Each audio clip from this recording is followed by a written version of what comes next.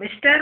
President, ladies and gentlemen, I am very happy to be here today amidst you all on this happy occasion when this educational institution is celebrating its golden jubilee. This institution has completed its 50 years of glorious and useful service in the field of education.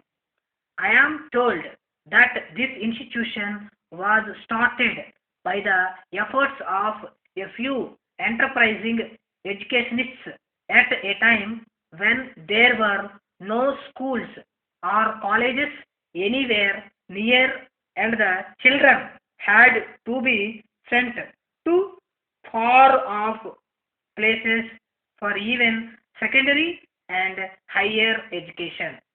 The honest and sincere efforts of those great men of learning who have worked hard to build this institution are not with us today, but their guiding spirit appears to be hovering around in these premises, leading the present authorities in a right path. A beginning was made in starting a primary and secondary school in two small buildings by the pioneers 50 years ago, and now the institution has grown from strength to strength to a gigantic dimension. Now there are high schools, colleges of science, arts and commerce, teachers training schools and colleges. It has a number of branch institutions in the neighboring rural areas also, catering to the needs of the student population. An institution of this nature requires enormous financial resources for its smooth and efficient working, whereas private sector educational institutions collect funds much more than is needed and have earned a bad reputation as money squeezers. This institution has not followed this bad example of collecting funds as donations, building funds, textbooks, and the like on various pretexts. But the unique feature of this institution is that the students are not charged any extra fees other than what has been prescribed by government. Most of the students who are really poor and deserving are given free ships and scholarships. It is a happy thing to note that our country is known for philanthropic persons who have championed the cause of education by donating liberally to educational institutions. The institution is being financed by such liberal minded persons. It has also built up huge funds, and the annual interest arising out of this deposit is sufficient to manage the organization. The entire extent of land on which more than a dozen schools and colleges are located and the surrounding vast playgrounds gives a beautiful picture of the campus, and I am told that the entire land has been donated by one of the founders of this institution. In the past, people used to build temples for worship of gods, and now people are coming forward to build temples of learning, namely the educational institutions. I hope that many more liberal minded people would come forward and donate funds and properties to the cause of education, as education is the key for a happy life, and it is the paramount duty of every individual to teach every other individual. In this direction, our people are not lagging behind. Now, coming to the teaching staff, I am convinced personally that these schools and colleges are manned by most experienced, efficient, and devoted teachers.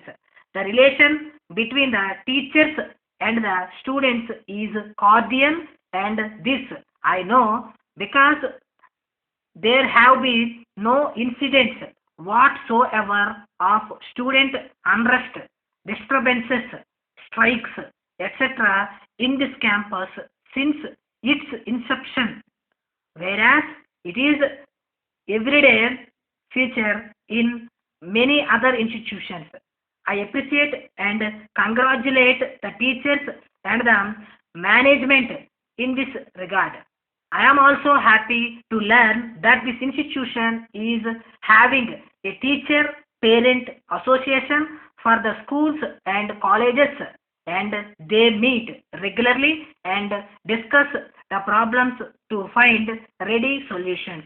This is a very healthy practice and would help them teachers and parents not only to know each other well and maintain homely atmosphere, but also to watch the regular programs of students. I am also happy that extra curricular activities are encouraged in many fields by the management, and this deserves appreciation. While I congratulate all those who have contributed their might in building up this great organization, I am extremely happy to inaugurate the Golden Jubilee celebrations this morning and wish you success in all your endeavors in the years to come. Dear sirs, we thank you for your letter of 3rd instant enclosing a check for rupees 3,000 in full settlement of our bills. In this connection, we have great pleasure to inform you that we are having a clearance sale of our stationery articles, as it is necessary for us to dispose of some of our stocks. We are sending herewith a copy of our recent catalog as well as a few pamphlets which we think you may like to have. Our catalog describes the different items fully. You will please note that each item has been assigned a separate code number in order to enable you to make a selection. We are also sending per passenger train a few samples of the different items that we can offer. In view of the fact that this is our last clearance sale, we are giving a special discount on this occasion. We hope you will take advantage of this special offer and favor us with your valuable order, which will receive our prompt attention. We have also to inform you that during the next month we propose to increase the prices of a number of items at present included in our catalog. Increases have become necessary in view of the higher costs of raw materials which used to come formerly from foreign countries. In spite of our best efforts, we could not get the materials at lower rate. In the circumstances, we have no alternative but to increase our prices. We extremely regret that we are forced to pass on the higher charges to our customers. But at present, this is the only alternative. As one of the long-standing dealers, we think we should not take